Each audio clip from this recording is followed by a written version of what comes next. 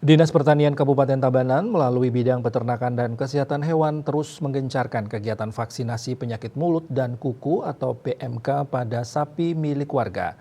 Terbaru capaiannya sudah menjangkau 23.879 ekor dari total estimasi populasi sebanyak 38.729 ekor dan ditargetkan menjangkau 90% pada Desember mendatang. Berdasarkan data di Dinas Pertanian Tabanan, vaksinasi PMK pada sapi ini sudah menjangkau di seluruh kecamatan yang ada. Sudah mencakup tahap 1, tahap 2, dan vaksinasi booster. Rinciannya di Kecamatan Baturiti, dari estimasi populasi sapi 12.325 ekor, sudah tervaksinasi PMK mencapai total 6.483 ekor. Selanjutnya, Kecamatan Kediri dari estimasi populasi sapi 5.997 ekor sudah tervaksinasi PMK mencapai total 2.136 ekor. Kerambitan dari estimasi populasi sapi 13.067 ekor sudah tervaksinasi sebesar 2.676 ekor.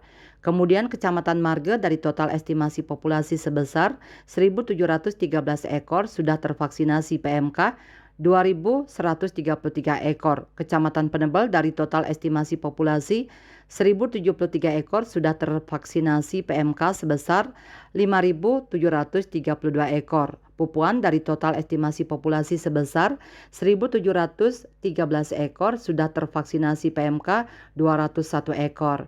Kecamatan Slemadeg dari total estimasi populasi sebanyak 3.008 ekor sudah tervaksinasi 928 ekor. Slemadeg Barat dari total estimasi populasi 4.688 ekor sudah tervaksin 628 ekor.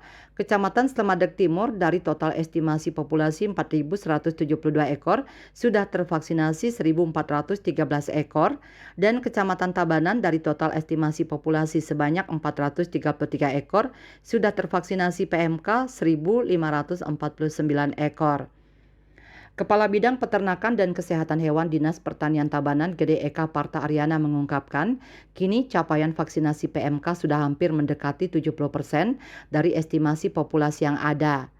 Mendatang, peningkatan capaian vaksinasi akan terus dikejar dalam rangka mencegah munculnya kembali kasus, khususnya menyasar wilayah Tabanan bagian barat, yakni Kecamatan Slemadeg, Slemadeg Barat, Slemadeg Timur, dan Pupuan. Saat ini capaian vaksinasi PMK khususnya booster di 4 kecamatan tersebut masih rendah karena keterbatasan jumlah petugas.